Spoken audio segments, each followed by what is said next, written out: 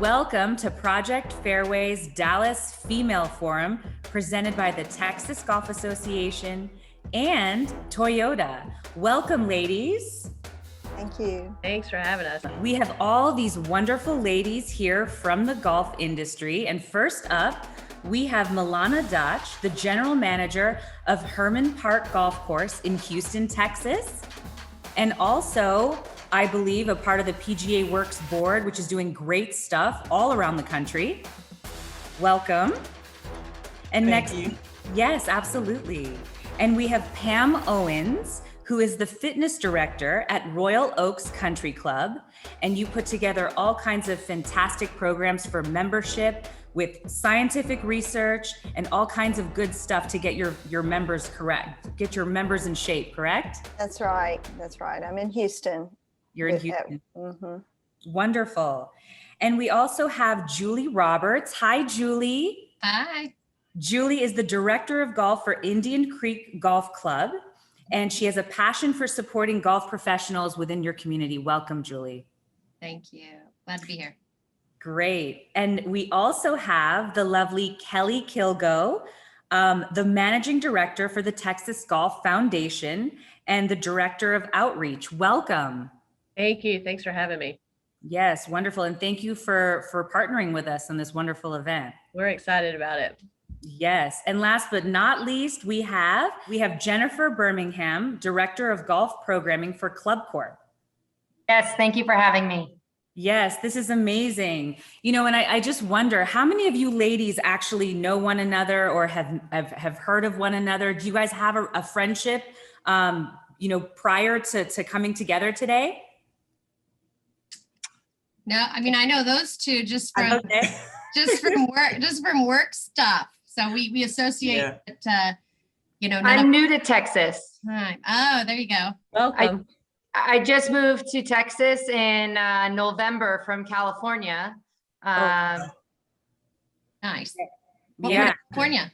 Pam, I think you do a lot of things with Mark Button, who's one of my coworkers and with the TGA. So I know of you. Yes, I write for the TGA, Lone Star Golf Magazine. Exactly. Well, I know a couple of the ladies just from work. Well, this is what it's all about, right? We want to let all women know throughout the state of Texas and also those visiting us from other states, how powerful golf in Texas really is. So I want to start, let's start with Kelly. Can you tell me a little bit about how, give us kind of a daily role of how your job, how you go through your daily routine at the Texas Golf Association? Give us a little background. Yeah, sure. So basically I do the TGA Foundation, which we do junior golf. We do our youth on course program and internships and scholarships for to just build golf through juniors. And then I also do our outreach. So we do the fun golf and the casual golf and our golf 101 clinics. And we also do outreach programs with like LPGA amateur groups and just anything to grow the game through juniors or through women or men or casual golfers, low handicaps, high handicaps, just kind of all of it. And Kelly, you have one of the largest golf associations in the country with over 25,000 female members. Yes, we do. We have a good female group. We've actually grown that a little bit the last few years with Stacy Dennis on board. She's been awesome, and we've really kind of reached out to the women golfers of Texas, and that's one of our big goals is to grow women's golf in general. That's amazing. And Jennifer, with your new role at ClubCorp, tell us about what some of the exciting things that you're doing, on a day-to-day basis to grow the game and, get settled in your new role. Yeah, it's very exciting. I'm proud to now be a Texan, and I'm excited to meet all of you in person as well. But ClubCorp's direction for the future is in programming. It's in player development. From the top, our CEO, David Pillsbury, is a huge supporter of programming and player development. So I oversee all 180 plus country clubs across the country in all of their golf programming, from junior golf to adult programming, to women's beginners programming, any program that we deliver across the company I'm involved in. So it's really exciting to be able to influence and get more women and juniors engaged into the game. I know since I was a little girl, that's it's something that's been close to my heart. So now I'm in a position to really move the needle. So it's very exciting. That's amazing. And Jennifer, have you seen, obviously, with what we've been through over the last year, have you seen a rise in female participation at ClubCorp, specifically, in Texas? I mean, since you've been here? Absolutely. I mean, our clubs are booming. Our golf professionals are doing fantastic stuff across the company. We have a very strong presence in Texas. Quite a few country clubs. They are doing some really great stuff. We are currently getting across the company standardizing or making it mandatory for all the clubs to host a women's golf day on June 1st. So really created a great playbook and some really great resources for the clubs to use in order to engage more women. Really highlighting the bring a friend element, anything wine related. So I'm in for anything wine related, Pia. But well, yeah, we are doing great stuff, and it's exciting to just continue to expand it. That's wonderful. And then for those of you out there, ClubCorp is headquartered in the lovely city of Dallas. So that's wonderful. Milana, why don't you tell us about your new role as general manager and your day-to-day activities at the office? Yeah, so the new GM here at Herman Park, and it's something new every day. So being in a new role there. And so I just kind of plan my weeks ahead. I try to plan my week just based on events that we have going on, the golf tournaments. We rent our facility out for social events again now. And with the constant changing with COVID restrictions and requirements, so that's an ongoing change with customers every day. But it's just different now, overseeing the entire company, dealing with maintenance issues, greens, and staffing and budgets, and just making sure that everything is operating as it should. That's amazing. My staff is great. They welcome me in open arms, anything you need us to do. So I'm loving that right now, so making little changes here and there, but as we make improvements, everybody's on board. So that makes my job easier. That's great. And like I was saying a little bit earlier to one of the ladies, yes. My starters, my outside guys, we have clinics, we have events there. What do you need me to do? So once I get everybody kind of in their lane, it flows. And so I don't know if this is just like a on cloud feeling right now, but I'm enjoying it, so I hope we keep moving along this path that we're on. Everything is going well so far. Well, Anna, that's so great to hear. And that's so great to hear as a woman in the golf space, you're proud and you're feeling great about what you do. We want to really inspire every woman out there to pick up a club and feel good about it, right? Are you seeing the growth of female participation at your club? Yes, I am, to the point that I have a women's section now in my clubhouse. Because, so that was one thing I wanted to make sure that we did. And so coming in, merchandise, nothing for ladies. And so now we have a little section for ladies in the clubhouse. But we do a couple ladies programs here a couple times a month. And just going out to the driving range in the practice area, just seeing ladies in the beige, or seeing ladies on the chipping green, on the putting green. Yeah, it's a lot more now, which is great to see. Yeah, and that's great to hear, that's what it's all about. Julie, tell us about your day-to-day, activities at Indian Creek Golf Club. And are you experiencing this growth in women's golf?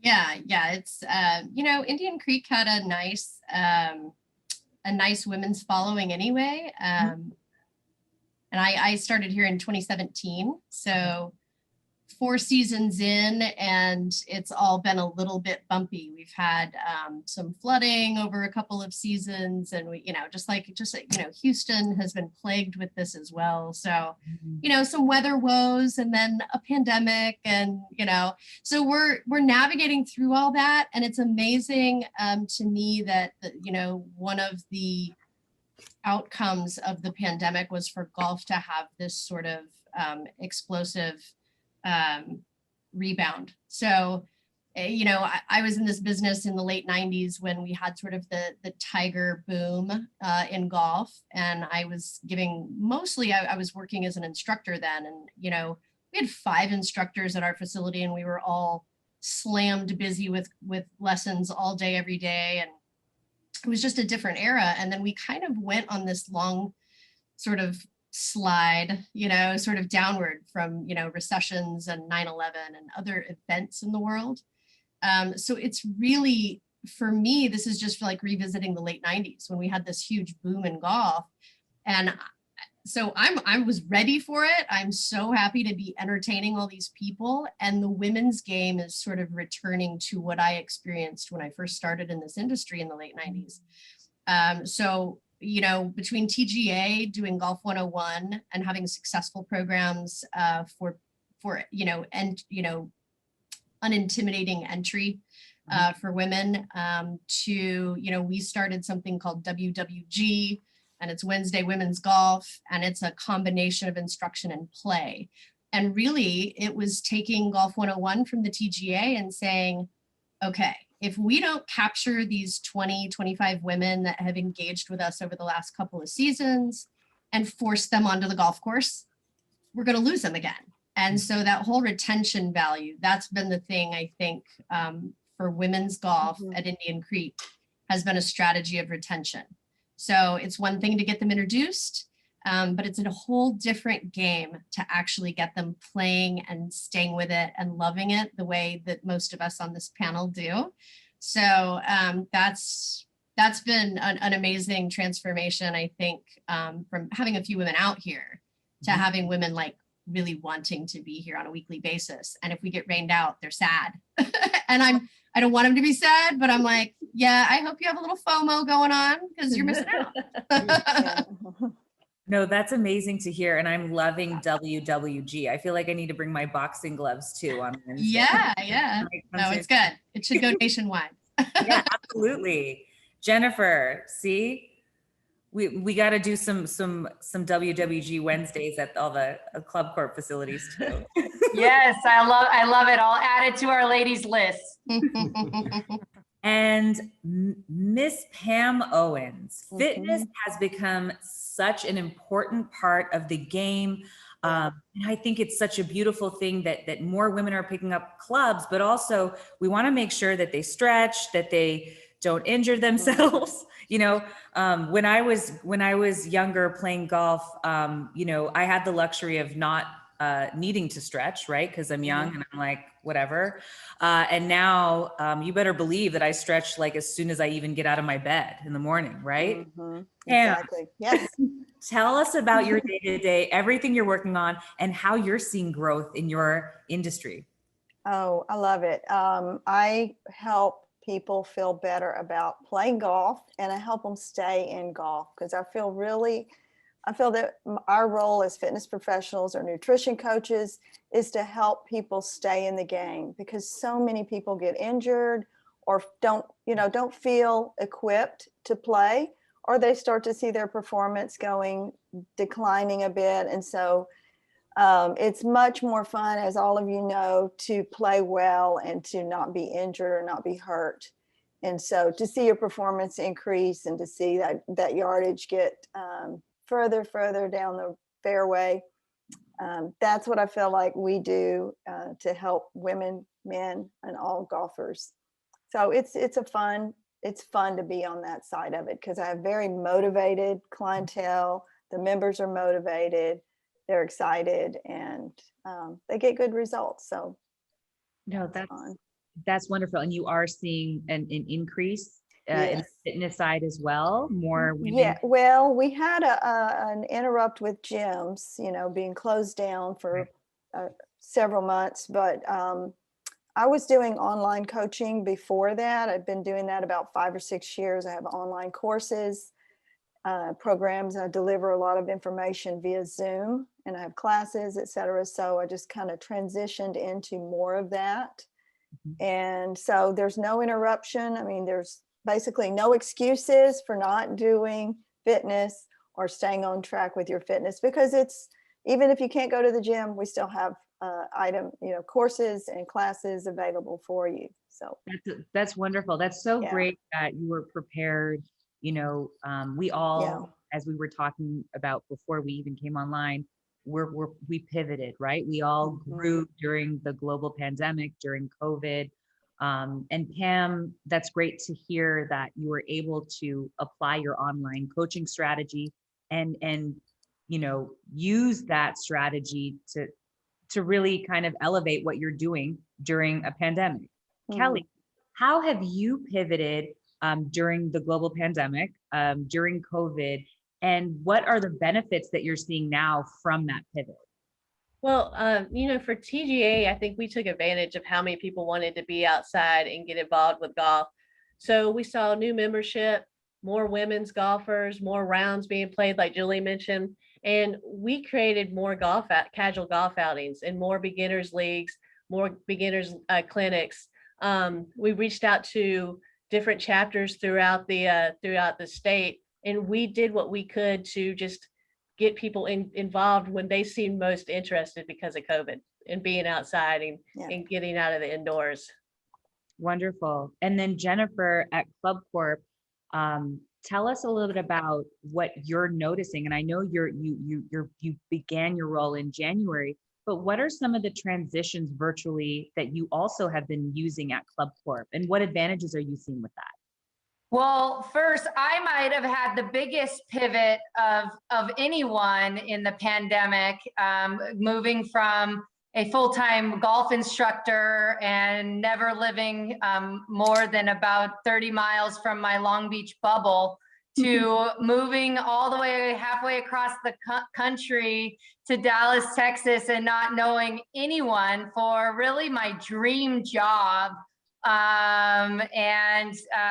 So navigating that in the middle of a pandemic and setting roots in the middle of a pandemic has really made me, for me, the words that I have lived by during this pandemic is patience and compassion. And I just think that the more that we have that in the world, the farther we are going to get collaboratively. We all had to pivot, right, during the pandemic. So what are some of the advantages, right, that you're seeing now from your pivot? So I know, like with ClubCorp, we had participated, I believe, in a couple of different virtual events, and I thought, there was you guys have also, if I'm correct, over 400,000 female members across the country. Yeah, that sounds about right. Yeah, and you all were really setting up virtual experiences for women and female membership to have access to come in and learn different things and engage women through golf virtually. Quite honestly, it's a big percentage of those women weren't really active users of the ClubCorp membership. And so now, are you seeing some of those women, come to the course or do more involved with the membership? Yeah, one thing with the pandemic at ClubCorp, what we did was we did have those events that went across the company. So every member of ClubCorp could attend one of those virtual events. And what it created was a ClubCorp community rather than only their club's community. So really broadens their horizon. And then being able to get that additional information and that safe space for them to get additional information about golf. At the club level, we've provided a lot of additional programming to now retain them. Going back to, I believe it was Kelly's point about maybe it was Julie's point about the retention piece. I think that the more that we have such an opportunity as golf professionals right now, with so many disengaged golfers now engaged, we need to, it's our responsibility to make sure that we keep them engaged. So we've done lots of programming, both virtually and at the club, to make sure that that continues. That's wonderful. Milana, tell us a little bit about your pivot, during COVID and the advantages you're seeing now. So the largest pivot for me was the move, of course, from Dallas to Houston. And so I'm trying to take some of those same things I did in Dallas to bring here to get more ladies into golf. So working with Women on Course. And I did events with them while I was in Dallas as well, and moved here and picked right up. And so we've had classes with the ladies there. We have a ladies group here that plays every Wednesday morning, our Herman Park ladies group. And just getting more involved with them. They love the fact that we have ladies apparel and things now in the golf shop, which they support, and so having that available to them. And I like the idea about the retention part, because they're talking more about it, being more active and wanting to have more events. And so I think that's just a part of it. And then also just myself being here and trying to be out more, and then customers see me, I put my bag in the golf shop, I go to the driving range and hit balls, I'm chipping and putting. So people know, oh, that's the new GM, or the people come up to me, or they actually can we take lessons? What programs do you have going on? I think just being visible helps with that. Not doing much virtually, but just trying to get out a little bit more, letting people see me and being around and talking, and just trying to build that community around Herman Park. We're in a great location. We get people from every direction, from the medical district, the museum. We're right near downtown. And so just trying to take advantage of that while I can. I think it's the way to go. That's amazing. Julie, you sort of brought up retention, right? And you're starting to see a lot more women not, coming once, but staying, right?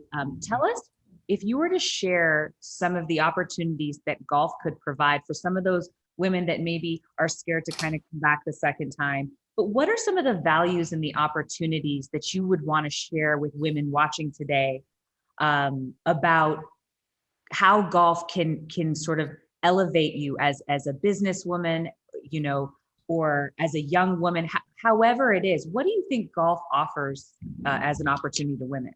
Yeah, I'll give you an example. Like I've had this wonderful example brought to light because I had a family looking for an activity outside. They finally had just gotten fed up with being indoors and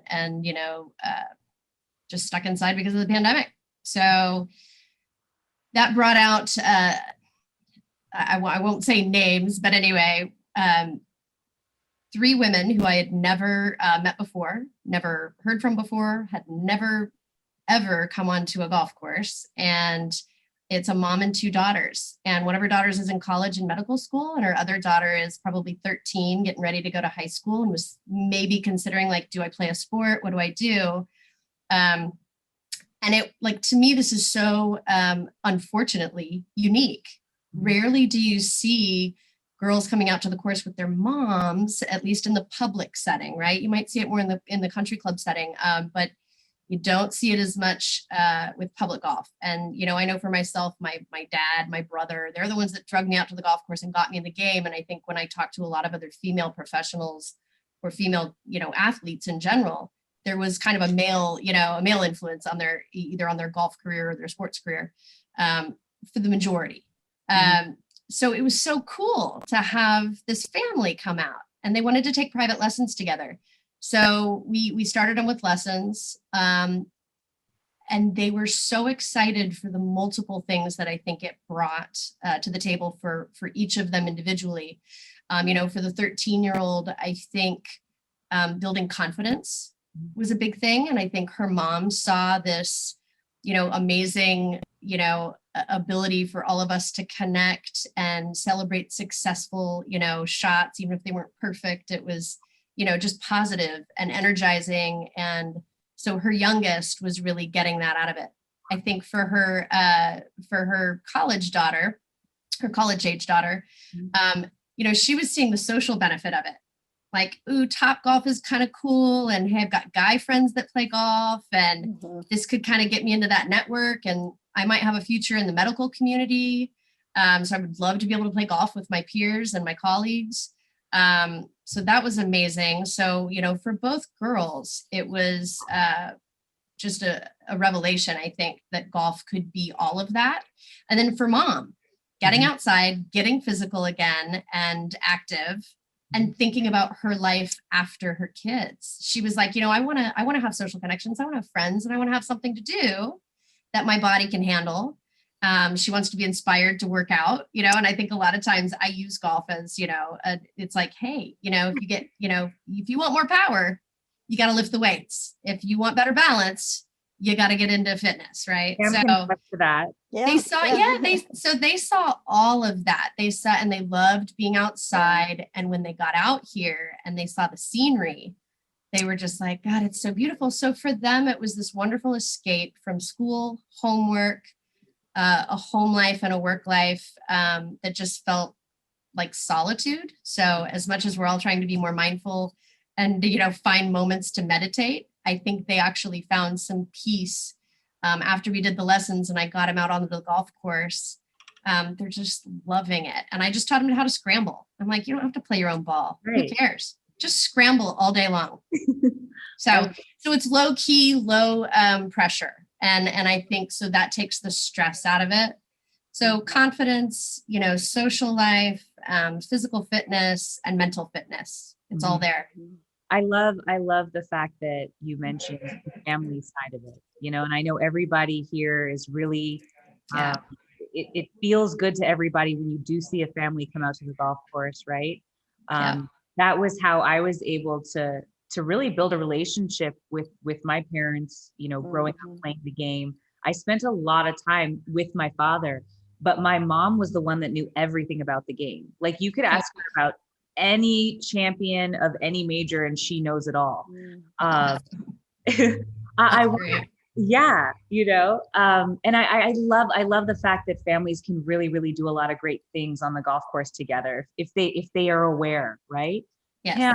I want to let all the ladies watching really, I want them to understand the health benefits of the game. Can you share with us, some of the advantages that women have when they play golf, if they're not able to work out maybe one day? What are some of the health benefits that women can look forward to when they're picking up the game of golf?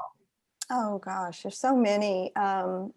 As Julie mentioned, you're outside. I mean, just that activity alone, being outside, is refreshing and good for the soul. It's good for your mental approach to life, and the social aspects are wonderful too. So we've got to have, high intensity things, and we've got to have low intensity aspects to our lives and to our time. And so golf can be that. Now, depends on your personality. Some are highly competitive, so it can provide that for you as well. But yeah, golf, you've got a lot of walking, you've got movement, you have a task and a goal you're trying to achieve. So it gives you something to achieve. It's measurable. You can look at your distance, you can look at your score, you can feel how, you can examine how you feel. So there's so many aspects to it, and I love it. I love golf. I've been on a couple of sides of golf. I would say in my family, it skipped a generation. My grandfather played golf avidly. My father was not a golfer. He was a fisherman. So our family was not exposed to golf. I was able to get my kids exposed, and they kind of drug me into it. So I had my children, my son and daughter, in all the junior golf programs, the Little Linksters, the First Tee programs. It stuck with my son all the way through high school because he had buddies that played with him.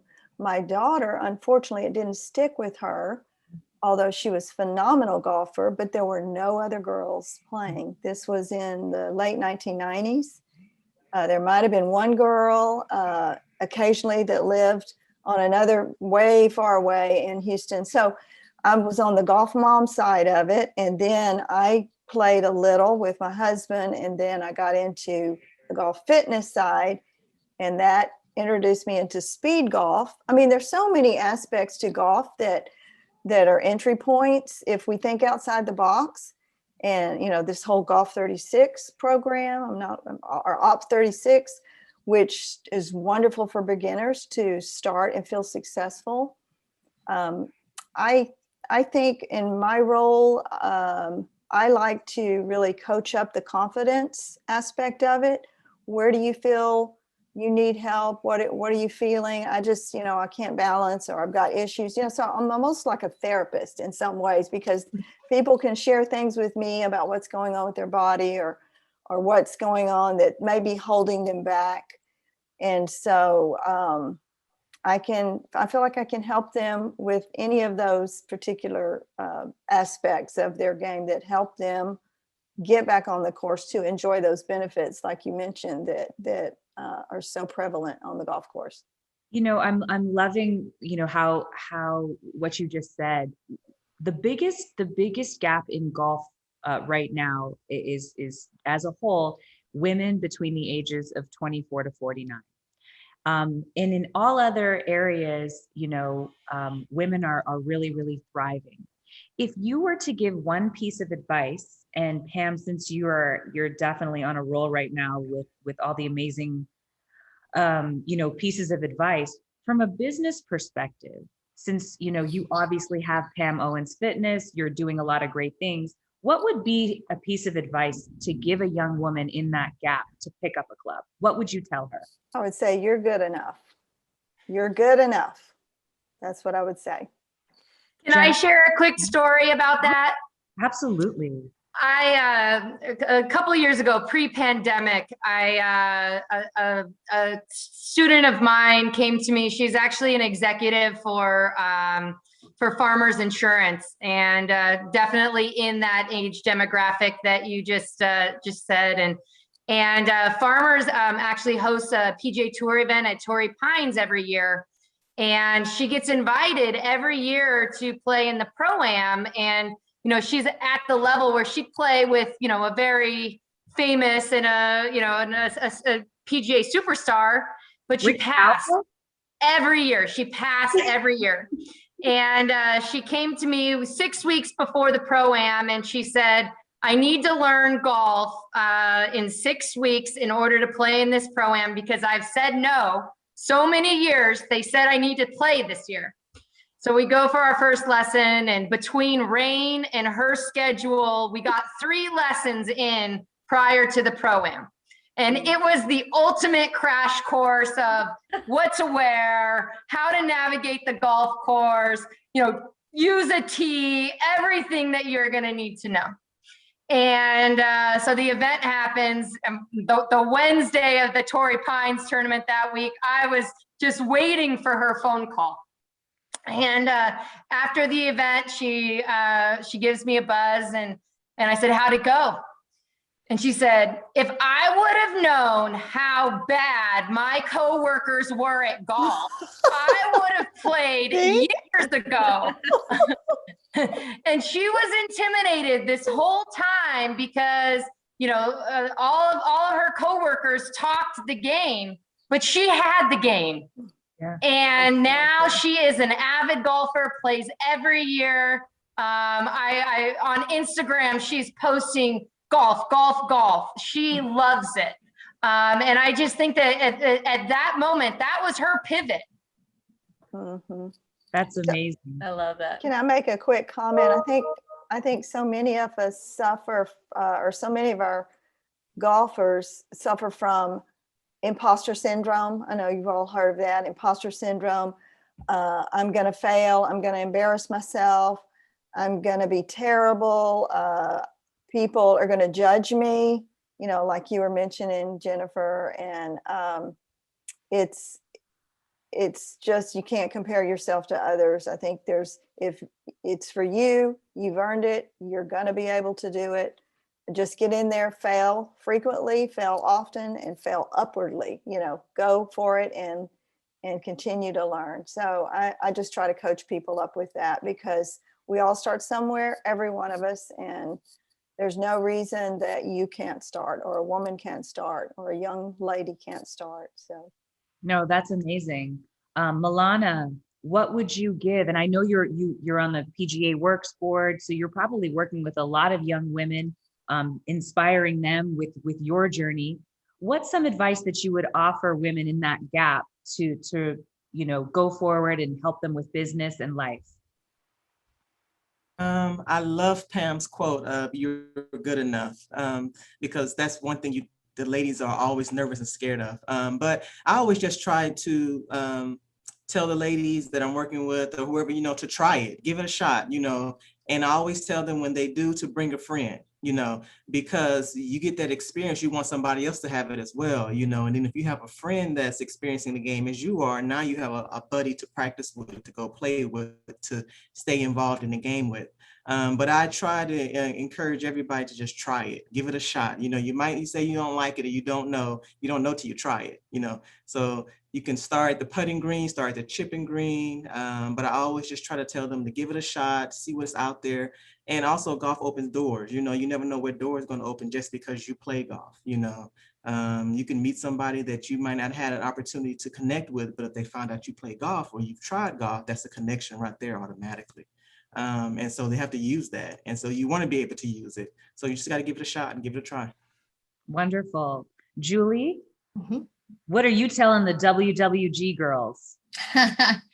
So we do a takeover night, basically. Okay. I am very fortunate. I've also been a little strategic in gaining employees and fellow staff members that are female. So we are an all-female staff on Wednesday nights. I send the boys home, and I've got so there's four of us that are full-time women working in our golf shop. And so we now outnumber the boys. And I've got to tell you, it's a hugely positive response from both men and women. Of course, nothing against the guys, but I think sometimes women have that just that innate ability to want to care for people, right? And so oriented to service and making people happy. So it's pretty natural, I think. So, whether it's guys or gals, they feel very comfortable with our core staff. I have a wonderful group of guys too. So we're pretty lucky there. But on Wednesday nights, I've got 4 women.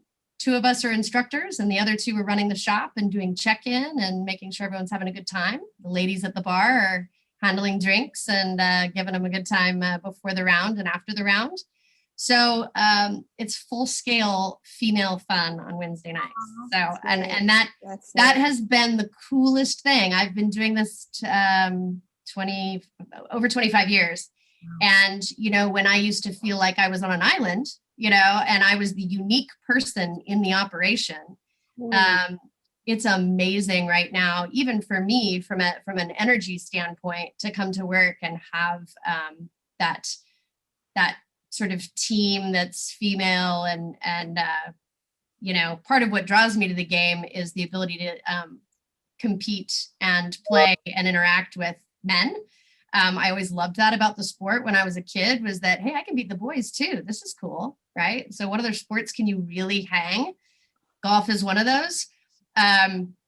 But in my whole career, I haven't really had, I've had the ladies' room all to myself for the most part. So now there's more sharing, and I love it.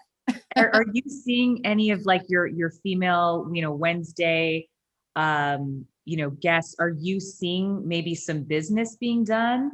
Have you been able to talk to some of the ladies? Have they been doing stuff off the course as well? Building relationships on and off the course? Yeah, it's interesting.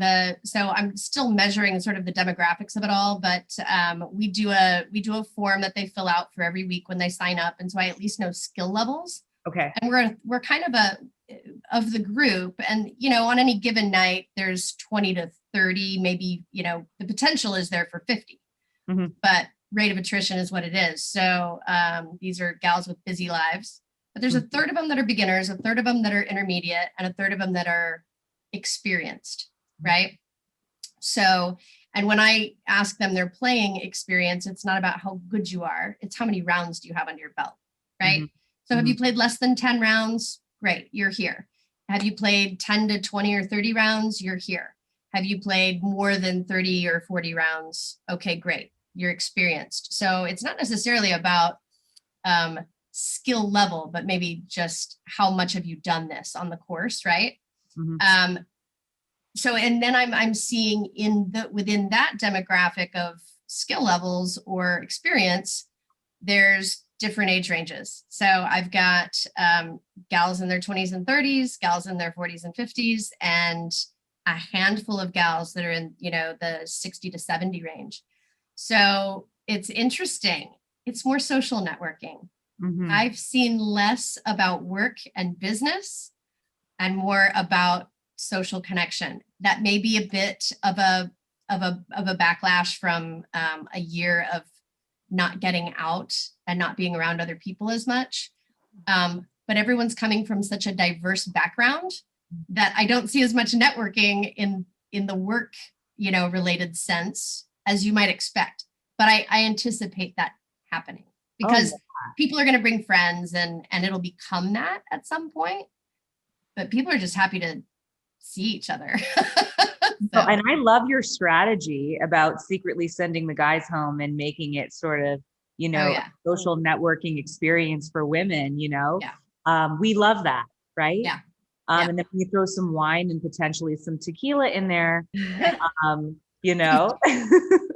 Yeah, it's kind of easy. Yeah. In that sense, it's like the entertainment values, built in with what golf is and what our, we have a lovely property. So that's great.